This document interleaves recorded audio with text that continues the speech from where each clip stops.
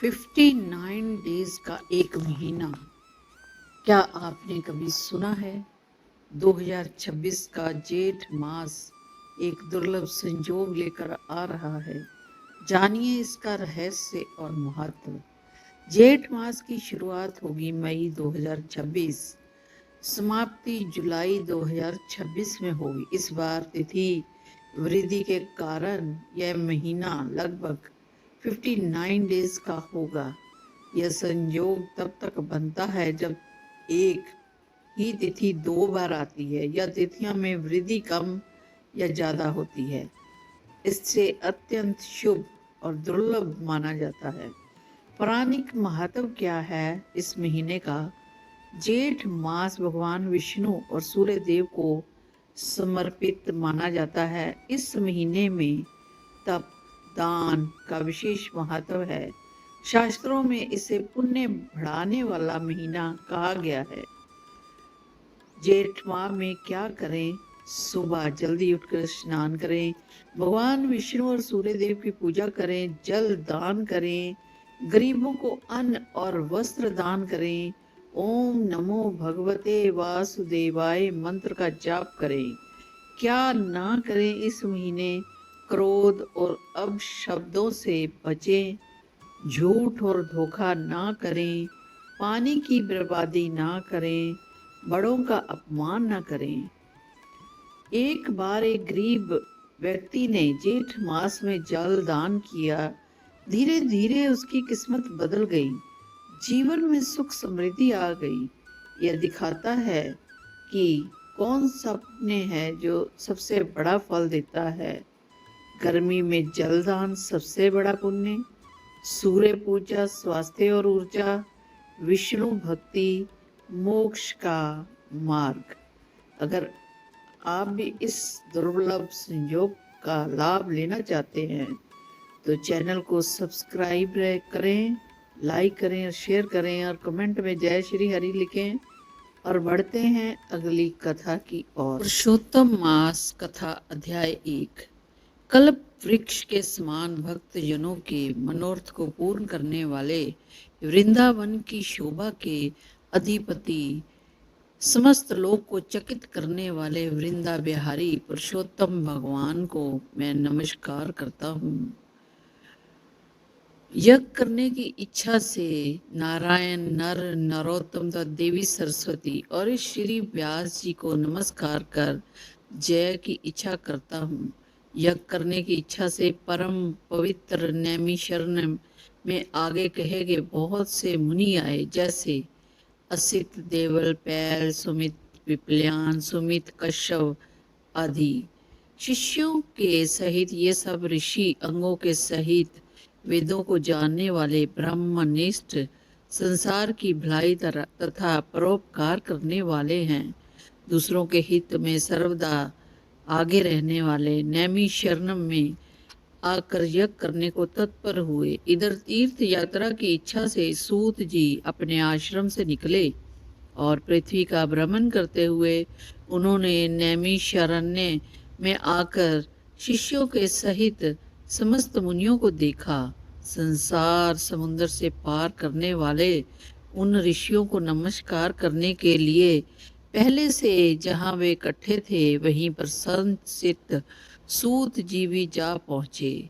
इनके अनंतर पेड़ की छाया छाल को धारण करने वाले प्रसन्न मुख, शांत, परमार्थ, विशारद, समग्र गुणों से युक्त, संपूर्ण आनंदों से परिपूर्ण और गोपी चंदन मृतिका से दिव्य शंख चक्र का छापा लगाए तुलसी की माला से शोभित भगवान के परम मंत्र को जपते हुए समस्त शस्त्रों के सारे सार को जानने वाले, संपूर्ण प्राणियों के हित में रहने वाले तथा क्रोध को जीते हुए जीव मुक्त जगदम्ब श्री व्यास की तरह और उन्हीं की तरह आदि गुणों से युक्त उनको देख उस नैमिषारण्य में रहने वाले समस्त महर्षिगण सहस उठकर खड़े हो गए। विविध प्रकार की विचित्र कथाओं को सुनने की इच्छा प्रकट करने लगे। तब सूत जी प्रसन्न होकर बोले, सब ऋषियों को हाथ जोड़कर बारंबार दंडवत प्रणाम करने लगे। ऋषि लोग बोले, हे सूत जी, आप चिरंजीवी तथा भागवत भक्त हो। हम लोगों ने आपके योग्य सुंदर आसन लगाया है। हे महाभाग, आप थके हैं, यहाँ बैठ जाइए। ऐसा सब ब्राह्मणों ने कहा। इस प्रकार बैठने के लिए कहकर जब सब तपस्वी और समस्त जनता बैठ गई, तब विनय पूर्वक समस्त मुनियों से बैठने की अनुमति लेकर प्रसन्न होकर आसन पर सूत जी बैठ गए। तदंतर सूत को सुखपूर्वक बैठे हुए और श्रम रहित देख पुण्य कथाओं को सुनने की इच्छा वाले समस्त ऋषि यह बोले, हे सूत जी, हे महाभाग, आप भाग्यवान हैं। भगवान व्यास के वचनों के हार्दिक अभिप्राय को गुरु की कृपा से आप जानते हैं। क्या आप सुखी तो हैं? आज बहुत दिनों के बाद कैसे इस वन में पधारे? आप प्रशंसा के पात्र हैं।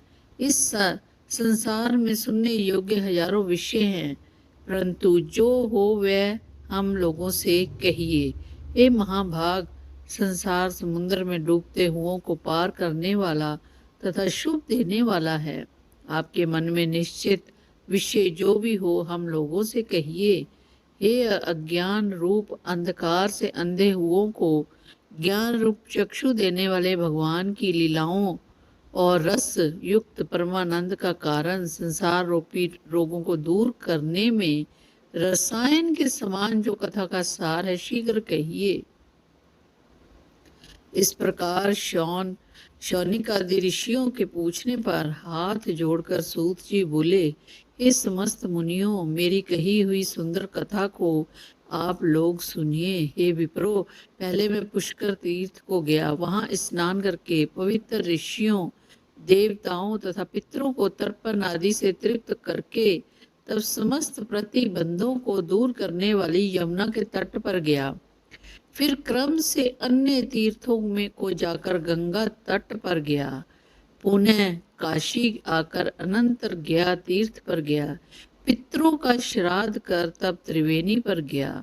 तदंतर कृष्णा के बाद गंडकी में स्नान कर पुलह ऋषि आश्रम में गया और वहां जाकर ऋषियों के दर्शन करे। धेनुमती में स्नान कर फिर सरस्वती के तीर पर गया और रात्रि उपवास कर गोदावरी गया। फिर कृतमाला कावेरी स्नान कर सेत बंद रामेश्वर पहुंचा और पुनः नारायण को नमस्कार कर और उनकी स्तुति कर सिद्धि क्षेत्र पहुंचा। इस प्रकार बहुत से तीर्थों में घूमता हुआ गुरुदेश तथा जंगल में देश देश में घूमता फिर मैं हस्तिनापुर आ गया।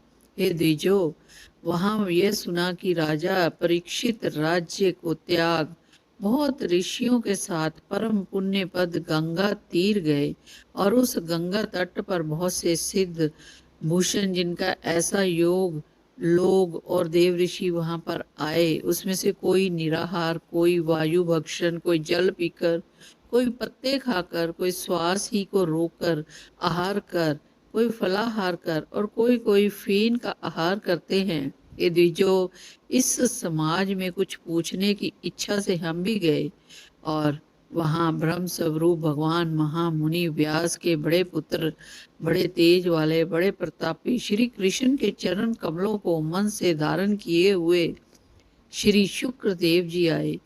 उन योगीराज शंख की तरह कंठ वाले बड़े लंबे चिकने बालों से ब्रह्म रूप थूकते हुए लोगों लड़कों से घिरे हुए और जैसे मस्त हस्तियां घिरा रहता है, इस प्रकार धूल हाथ में ली हुई स्त्री से घिरे सर्वांग शुकदेव को देख सब मुनि प्रसन्नता पूर्वक हाथ जोड़कर सहसा उठ खड़े हुए। इस प्रकार महामुनियों द्वारा सत्कृत भगवान शुक को देखकर पश्चाताप करती हुई स्त्रियां और साथ के बालक जो उनको चढ़ा रहे थे दूर ही खड़े रह गए। भगवान शुक को प्रणाम करके अपने अपने घरों की ओर चले गए। इधर मुनि लोगों ने शुकदेव के लिए बड़ा ऊंचा और उत्तम आसन बिछाया। उस आसन पर बैठे हुए भगवान शुक को कमल की कनिका को जैसे कमल के पत्ते घेरे रहते हैं, उसी प्रकार मुनि उनको घेर कर बैठ गए।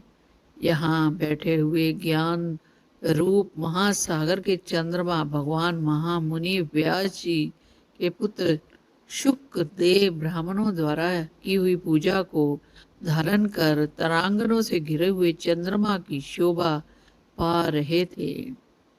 तो ये है प्रथम अध्याय पुरुषोत्तम मास।